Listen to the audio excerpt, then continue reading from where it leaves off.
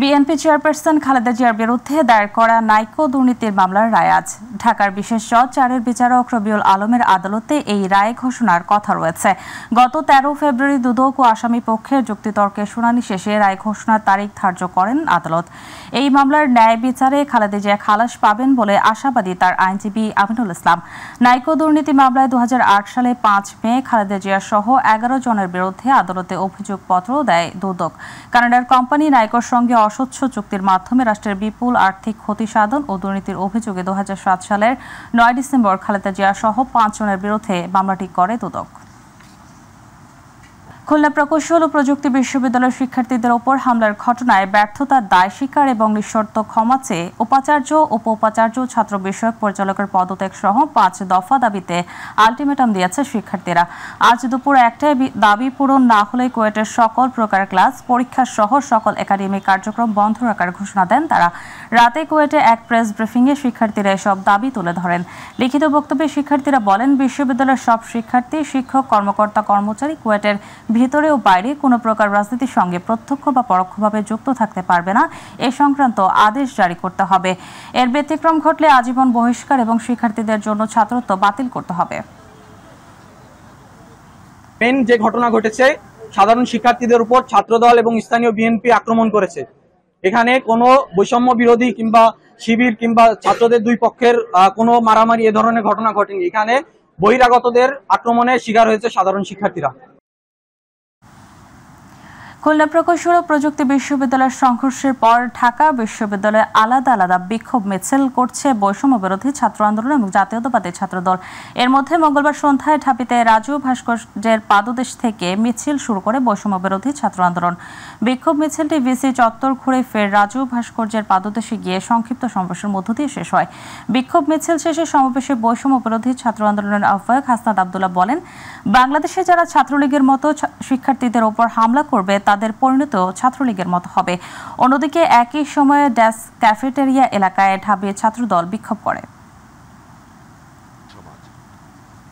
আপনারা যদি মনে করে থাকেন এই চাপাতির রাজনীতি, এই লজিস্টিকের রাজনীতি, এই ছাত্রলীগের রাজনীতি আবার আপনারা ক্যাম্পাসে আবার আপনারা রিস্টোর করবেন, তাহলে ছাত্রলীগ গেছে যে পথে আপনারাও যাবেন সে পথে।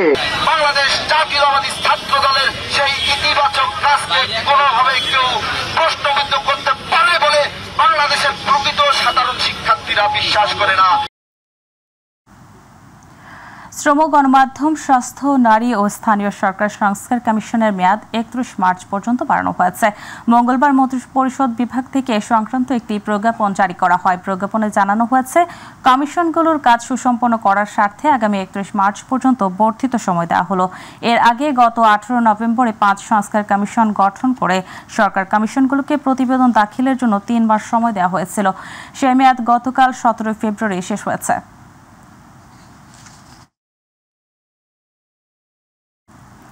প্রতিষ্ঠার 11 বছরেও চালু হয়নি পটুয়াখালী মেডিকেল কলেজ হাসপাতালের কার্যক্রম। ভূমি অধিগ্রহণ, কোভিড মহামারী ও বৈদ্যুতিক সংযোগ স্থাপন সহ নানা জটিলতা দেখিয়ে 3 দফায় প্রকল্পের মেয়াদ বাড়িয়ে ঝুলিয়ে রাখা হয়েছে কাজ। ফলে সরকারের ব্যয় বৃদ্ধির পাশাপাশি ব্যাহত হচ্ছে স্বাস্থ্যসেবা। পটুয়াখালী থেকে মশিউর রহমান বাবলুর তথ্য ছবি নিয়ে রিপোর্ট জানাচ্ছেন ইলিয়াস কমল।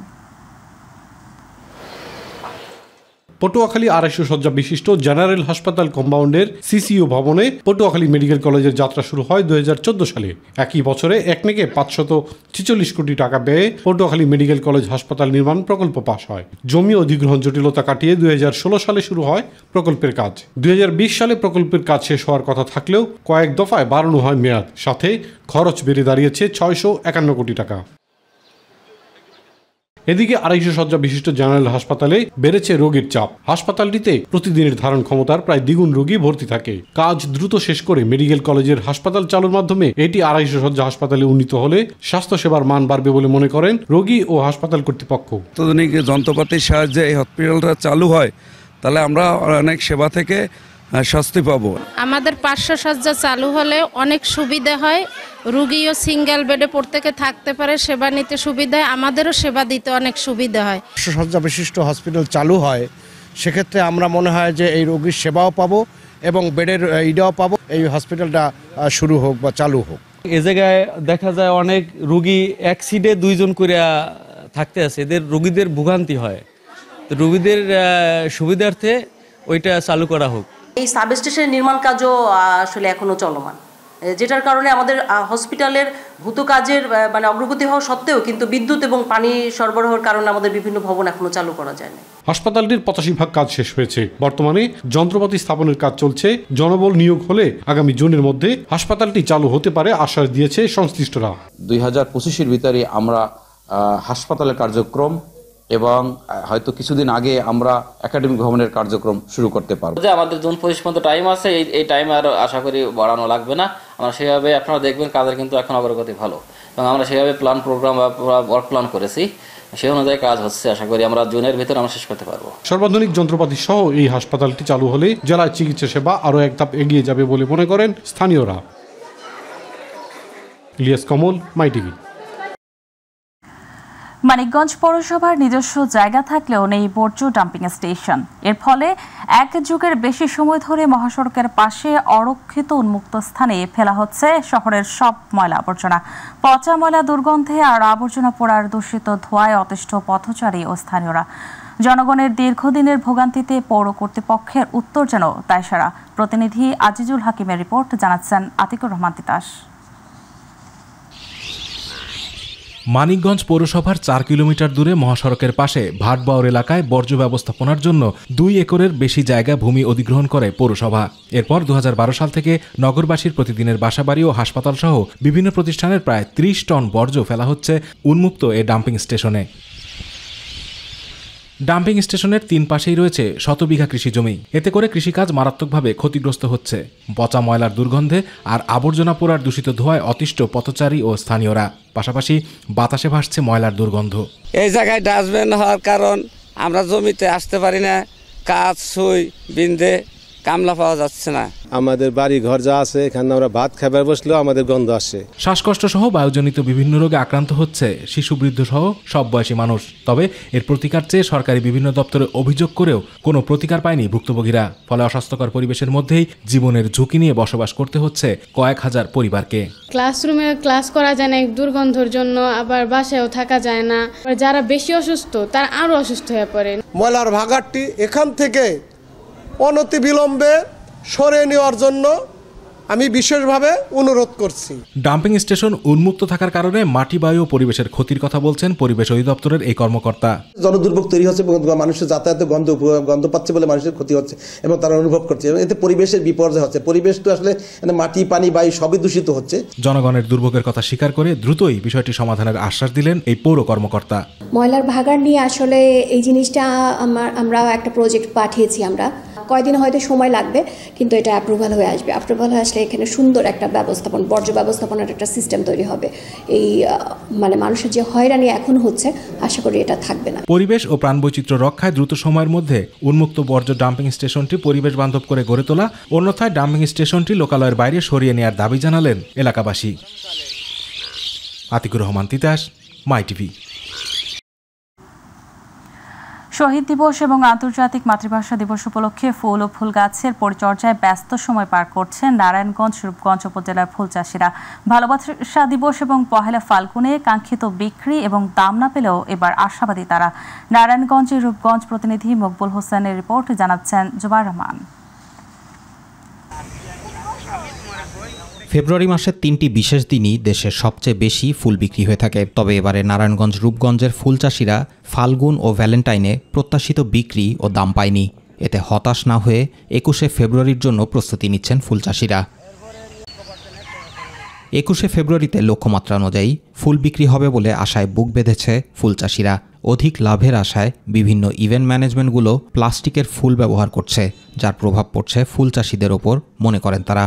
এছাড়া বাজারে সার ও কীটনাশকের অতিরিক্ত মূল্য হওয়ায় অনেক ফুল চাষি নিরুৎসাহীও হয়ে উঠছেন। ওইখানে নিয়ে ফুল বিক্রি করে আমার লাভের তো কোনো অংশ দেখেই নেই, লসের পথে। এই 21শে ফেব্রুয়ারি লেগে কিছু ধরে রাখছি, 21শে ফেব্রুয়ারি বিক্রি করে পরে আর যাব না। অনেক যে আর্টিফিশিয়াল বাড়ি গেছে চায়না ফুল, এটাই আরো আমাকে মার দিয়ে দিচ্ছে। সরকার যদি কীটনাশক আর সার দিয়া যদি সহায় দিয়া করে, তাহলে আমরা একটু লাভবান হইতে পারবো।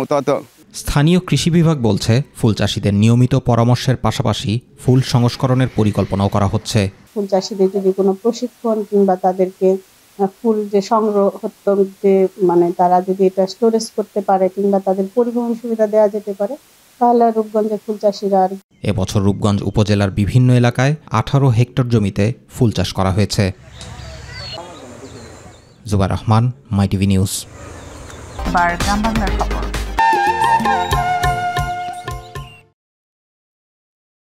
নরসিংদীর বেলাব উপজেলার বারৈচা বাসস্ট্যান্ডে ঢাকা সিলেট মহাসড়কের খামেরচর ব্রিজের নিচে থেকে আলিয়া নামের এক নারীর মরদেহ উদ্ধার করেছে বেলাব থানা পুলিশ। স্থানীয়রা জানায় মরদেহটি দেখতে পেয়ে 999 নম্বরে কল দেয় নাহিম মোল্লা নামের এক যুবক। বেলাব থানার ওসি তদন্ত নাসির উদ্দিন অন্য পুলিশ সদস্যদের নিয়ে মরদেহ উদ্ধার করে। বেলাব থানা অফিসার ইনচার্জ মীর মাহবুবুর রহমান জানান, খবর পেয়ে পুলিশ ঘটনাস্থলে গিয়ে মরদেহ উদ্ধারের করে ময়নাতদন্তের জন্য নরসিংদী মর্গে পাঠানো হয়েছে। পরবর্তী আইনানুগ ব্যবস্থা গ্রহণ করা হবে। মুন্সিগঞ্জে নিরাপদ খাদ্য আইনের ভ্রাম্যমাণ আদালত পরিচালনা করে আসলাম সুইটস অ্যান্ড বেকারিকে 3 লক্ষ টাকা জরিমানা অনাদায়ে 1 বছরের বিনাশ্রম কারাদণ্ডের আদেশ দেওয়া হয়। সদর উপজেলার কাটাখালী বাজার এলাকায় অভিযান পরিচালনা করে নিরাপদ খাদ্য আইনের ভ্রাম্যমাণ আদালতের স্পেশাল ম্যাজিস্ট্রেট জুলফিকার হোসেন রনি জানান, অভিযান পরিচালনার সময় আসলাম সুইটস অ্যান্ড বেকারিকে মানব স্বাস্থ্যের জন্য ক্ষতিকর প্রতিক্রিয়ার মিষ্টি সামগ্রী উৎপাদন ও বিক্রয় করিতে দেখা যায়। এ সময় প্রতিষ্ঠানের বিভিন্ন অংশে অপরিষ্কার অপরিচ্ছন্ন ব্যবহারের অযোগ্য গাদ ও সানার পানি সহ অন্যান্য উৎপাদন সামগ্রী দেখা যায়। এই অপরাধে প্রতিষ্ঠানটিকে 3 লক্ষ টাকা অর্থদণ্ড আরোপ করেন নিরাপদ খাদ্য আইনের ভ্রাম্যমাণ আদালতের স্পেশাল ম্যাজিস্ট্রেট। সুস্থভাবে জীবনযাপন করতে শিক্ষার্থীদের পড়াশোনার পাশাপাশি খেলাধুলার প্রতিও যত্নবান হওয়ার আহ্বান জানিয়েছেন চট্টগ্রাম সিটি কর্পোরেশনের মেয়র ডাক্তার শাহাদাত হোসেন। কর্ণফুলী আইয়ুব বিবিএসসিটি কর্পোরেশন স্কুল অ্যান্ড কলেজে আয়োজিত পিঠা উৎসব, উদ্বোধনী মেলা, বার্ষিক ক্রীড়া ও সাংস্কৃতিক প্রতিযোগিতার পুরস্কার বিতরণ অনুষ্ঠানে লায়ন হাকিম আলীর সভাপতিত্বে প্রধান অতিথির বক্তব্যে তিনি আহ্বান জানান। এ সময় উপস্থিত ছিলেন সিটি কর্পোরেশনের প্রধান শিক্ষা কর্মকর্তা ডক্টর কেসিনচার চাকমা, কলেজের অধ্যক্ষ মোহাম্মদ মাহফুজুর রহমান।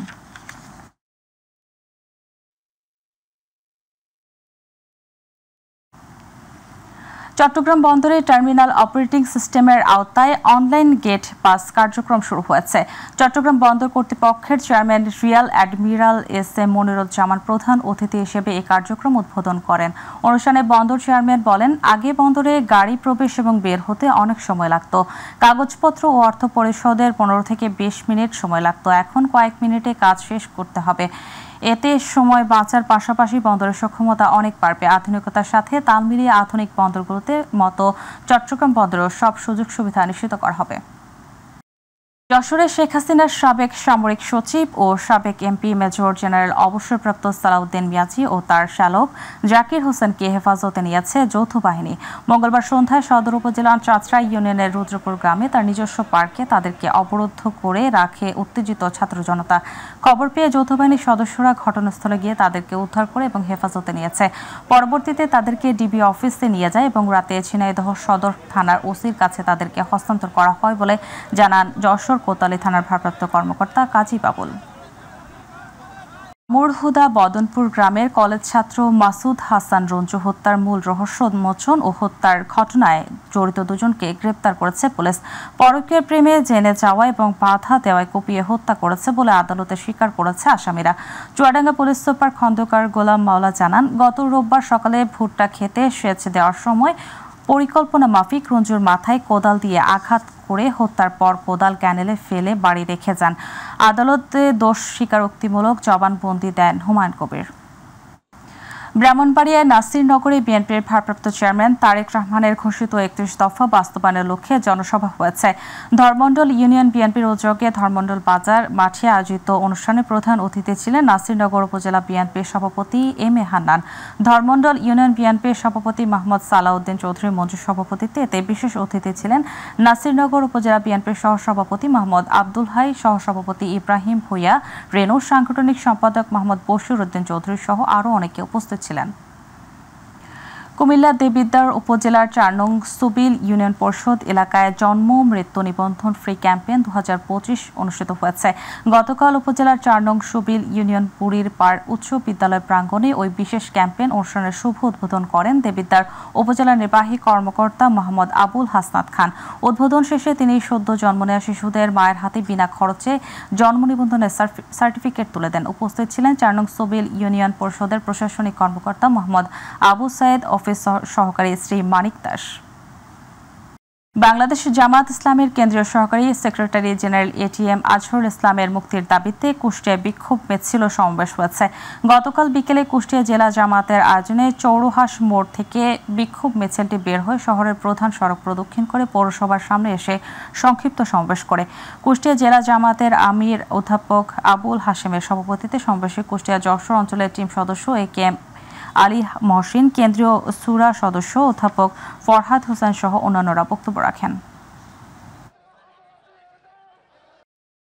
বাংলাদেশ জামাতে ইসলামের সাবেক ভারপ্রাপ্ত সেক্রেটারি জেনারেল এটিএম আজহারুল ইসলামের মুক্তির দাবিতে পটুয়াখালী জেলা জামাতের উদ্যোগে একটি বিক্ষোভ মিছিল ও সমাবেশ অনুষ্ঠিত হয়েছে। কেন্দ্রীয় কর্মসূচির অংশ হিসেবে এই বিক্ষোভ মিছিলটি অনুষ্ঠিত হয়। পটুয়াখালী জেলার মডেল মসজিদ থেকে বিক্ষোভ শুরু হয়ে শহরের বিভিন্ন সড়ক প্রদক্ষিণ করে লঞ্চঘাটে গিয়ে সমাবেশ অনুষ্ঠিত হয়। বিক্ষোভ মিছিল ও সমাবেশে উপস্থিত ছিলেন পটুয়াখালী জেলা জামাতের আমির সিনিয়র আইনজীবী নাজমুল আহসান, নায়েবে আমির অধ্যাপক মাওলানা মোশাররফ হোসেন, জেলা সেক্রেটারি অধ্যাপক শহীদুল ইসলাম কায়সারি সহ অন্যান্যরা উপস্থিত ছিলেন।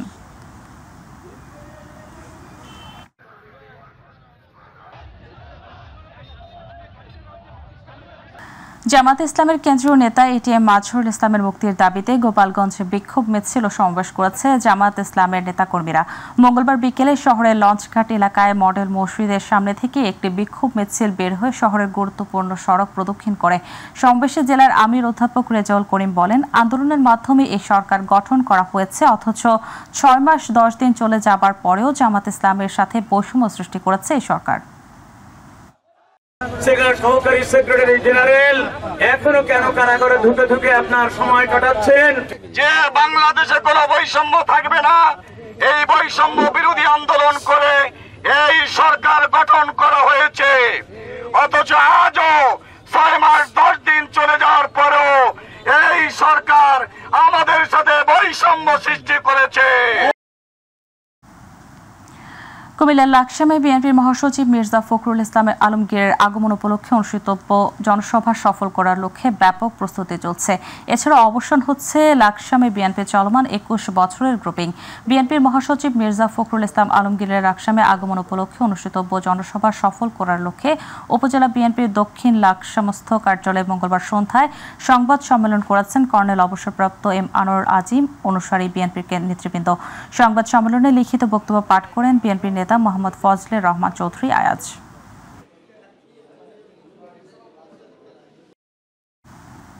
5 দফা দাবিতে মানববন্ধন করেছে বরিশাল মডেল কেয়ারটেকার কল্যাণ পরিষদ। বরিশাল মডেল কেয়ারটেকার কল্যাণ পরিষদের আয়োজনে নগরীর ইসলামী ফাউন্ডেশনের সামনে এই মানববন্ধন হয়। সংগঠনের সভাপতি এস.এম. শাহজালাল হোসেন বলেন, ধর্ম মন্ত্রণালয়ের ইসলামী ফাউন্ডেশন কর্তৃক পরিচালিত মসজিদ ভিত্তিক শিশু গণশিক্ষা কার্যক্রম প্রকল্পে কর্মরত মডেল কেয়ারটেকারদের 14তম গ্রেডে অন্তর্ভুক্ত করা সহ 5 দফার দাবিতে তোলা হয়। মানববন্ধন শেষে বরিশাল বিভাগীয় ইসলামী ফাউন্ডেশনের উপপরিচালকের মাধ্যমে মহাপরিচালক বরাবরে স্মারকলিপি পেশ করেন।